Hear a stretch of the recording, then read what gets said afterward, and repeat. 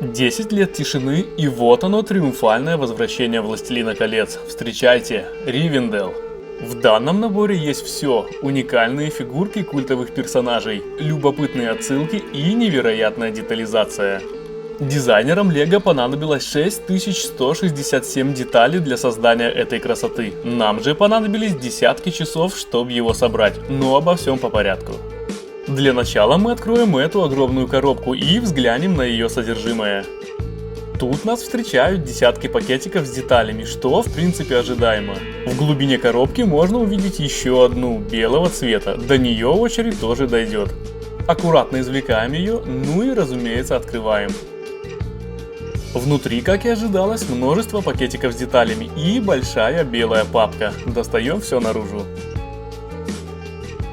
Да, пакетиков действительно немало. Встречаются как совсем маленькие, так и большие. А еще нашелся вот такой пакетик с различными плитками и отдельно упакованными мечами и топорами. Всего в наборе 49 пакетиков.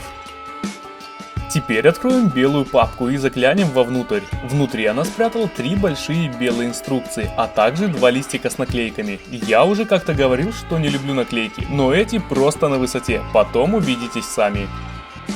На первых страницах инструкции расположилось общее фото всех дизайнеров, работающих над набором, и пару слов о Ривенделле. Постройка состоит из 3 частей, соответствуя каждой из инструкций.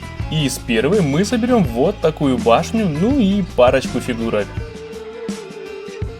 Что ж, начинаем многочасовой марафон по сборке. Берем необходимые пакетики и открываем их. Первым нашлась вот такая белая коробочка, в которую аккуратно упакованы плащи минифигурок. Еще из первого пакетика мы собрали главного персонажа, самого известного хоббита в мире – Фродо. С фигуркой в комплекте имеется кольцо всевластия. Всего их в наборе 3 штуки, 2 из них являются запасными. Более детально обо всех фигурках я, как всегда, расскажу в конце видео. Мы отставили Фродо в сторонку и позволили ему наблюдать за процессом сборки. После 2 пакетиков мы получили вот такую конструкцию, а уже после 5 она явно преобразилась. В данном наборе встречается огромное количество тайлов 1 на 1, которые служат для украшения крыш. Тайлы должны располагаться под углом 45 градусов, и чтобы их выровнять, можно взять любую длинную пластину и пару раз провести между тайлами. Такой интересный лайфхак мы подсмотрели в самой инструкции, который однозначно заслуживает вашего лайка. Ставьте, не стесняйтесь.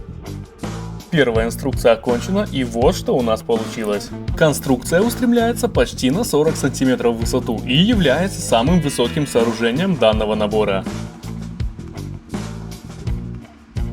Главную башню можно снять, чтобы получить доступ к комнате, где Бильбо Бэггинс пишет свою книгу приключений. На первом этаже расположился большой стеллаж с книгами и стоящая на ковре кровать, украшенная подушками. На втором этаже также имеется кровать с красивым эльфийским орнаментом. На тыльной стороне сооружения расположилась картина, на которой запечатлен исторический момент, когда Саурон лишился кольца власти. Устанавливаем башню на место и беремся собирать дальше. Из инструкции номер 2 мы собрали вторую часть Ривенделла, которая за время сборки стала моим любимым объектом. Тут нашлось место для огромного числа растительности. Это деревья, травы и грибы. Ножки грибов выполнены из деталей, которые светятся в темноте, а элементы растений представлены в 5 разных цветах. Также в 2023 году появился новый элемент растения, такой как папоротник, и в этом наборе их количество составляет аж 34 штуки. Под имеющимся мостом протекает река, которая создает пену своим мощным потоком. На самом же мосту предусмотрены выступы для расположения фигурок. Венцом конструкции является изящная белая беседка, которая выполнена просто на отлично. Внутри беседки установлена еще одна кровать с подушками. Беседка имеет совершенную симметричную форму, которая приковывает взгляд. Она установлена на массивном сером основании и может быть снята, предоставляя доступ к оружейной мастерской. Внутри имеется рабочий стол и станок для заточки, который даже вращается. Позже сюда добавятся несколько подставок для мечей эльфов и прочего оружия. С правой стороны от входа в мастерскую расположилась кузница с высеченной в скале печью. Перед ней красуется наковальня и бочка с подручным инструментом. Особый вид печи придают корни деревьев, растущие рядом, и сюда отлично бы вписался светящийся кирпичик, чтобы подсветить языки пламени в самой печи. На очереди последняя инструкция, и нам предстояло собрать место, где состоялся совет, и было создано Братство Кольца. Из 3 имеющихся инструкций это оказалось самой большой, как и сама постройка. Открывая пакетик за пакетиком, украшая каждый сантиметр и возводя различные окна и всевозможные арки здания, мы в конечном итоге дошли до финальной точки. После многочисленных часов сборки, соединив все 3 части набора в одну большую композицию, мы испытывали только одно чувство, и это был эстетический восторг. Взгляните сами. Невероятная детализация, подкрепленная вниманием к мелочам, делает этот набор поистине уникальным. А еще это самый большой набор по количеству деталей, выпущенных в 2023 году. И тут действительно есть на что посмотреть. Пол главного здания уложен плиткой с уникальными принтами, образуя изящный узор. Конкретно таких плиток тут 64 штуки, и этого достаточно, чтобы украсить все залы постройки.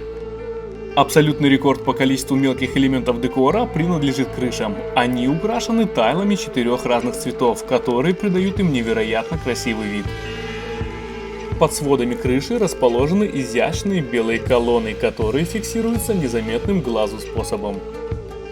Забавным элементом декора этих колонн являются детали в виде кексов. Теперь перенесемся к центру композиции – Совету Братства.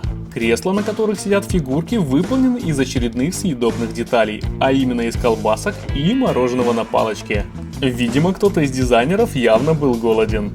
Как бы там ни было, использование этих элементов себя оправдало, и крутой вид этих кресел тому доказательство. Чтобы фигурки могли сидеть на этих креслах, для некоторых из них предусмотрели дополнительные сменные элементы ног в виде вот таких деталей. Центральная часть вместе с членами совета может быть демонтирована, обнажая скрытый от нас глаз Саурона. Это небольшая отсылка к видениям Фродо, когда Гимли пытался уничтожить кольцо прямо на совете. В данном наборе царит настоящая осенняя атмосфера, и многое благодаря деревьям с потускневшей листвой. Причем, если присмотреться, то можно увидеть, что тут представлены деревья разных пород, например, как это дуб или кипарис. Кипарис состоит из вот таких веточек с 3 разными окрасами листвы. Эти веточки складываются вверх, придавая нужную форму дереву.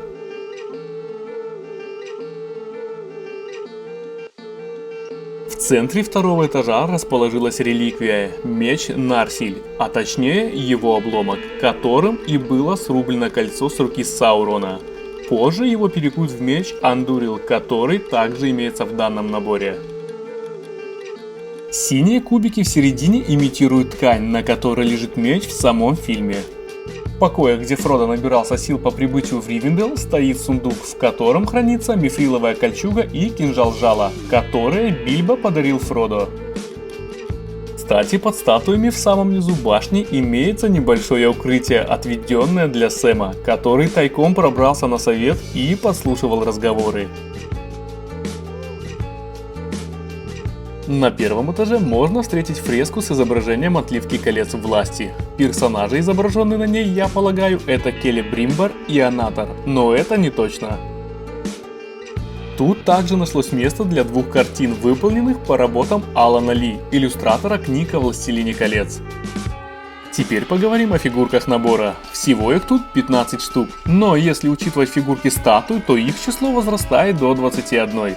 Все фигурки являются уникальными, и трудно выделить среди них какую-то одну. Все они выполнены качественно и смотрятся замечательно. Фигурки статуй имеют 2 вида выражения лица. Это пристальный взгляд, либо обычное, лишенное эмоций лицо. Фродо и Бильбо тоже имеют двусторонние лица, причем их вторые выражения заслуживают внимания. У Бильбо это зловещий оскал, который мелькает в фильме на мгновение, когда тот пытался отнять кольцо у Фродо. Лицо Фродо выглядит ошеломленным, видимо, из-за ранее полученного ранения от клинка одного из Назгул. Друзья Фродо, а именно Сэм, Мэри и Пиппин, тоже имеют двусторонние лица. И дополнительно хочу отметить ноги хоббитов, которые отлиты в одну цельную деталь из пластика двух разных цветов, что указывает на характерную черту всех хоббитов – босые ноги. Из аксессуаров им достались сковородка, морковь и кусочек хлеба лембас. Гномы в данном наборе представлены такими персонажами, как Гимли и его отец Глоин, которые являются участниками совета.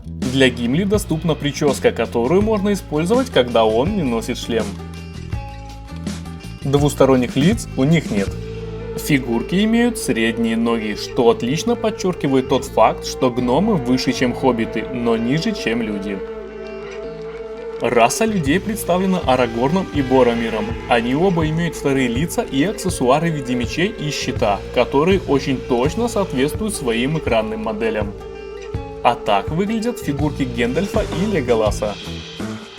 В отличие от Леголаса, Гендальф не получил второе лицо, но имеет сменный аксессуар для головы в виде волос.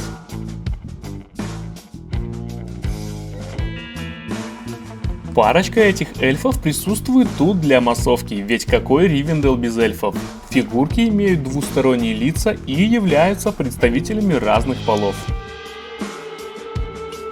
Ну и напоследок, пожалуй, мои любимые фигурки набора – Элронд и его дочь Арвен.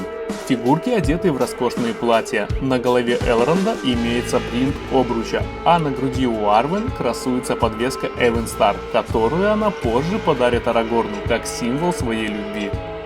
У Арвен в руках имеется книга, тайл внутри которой ранее был напечатан для серии о Гарри Поттере.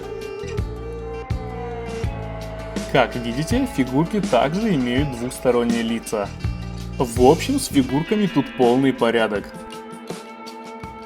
Как итог, хочу сказать, вы можете не любить фильм «Властелин колец», но не любить этот набор у вас не получится. Поэтому, если вы любите Лего и у вас есть лишние $1500, то вы знаете, что надо делать.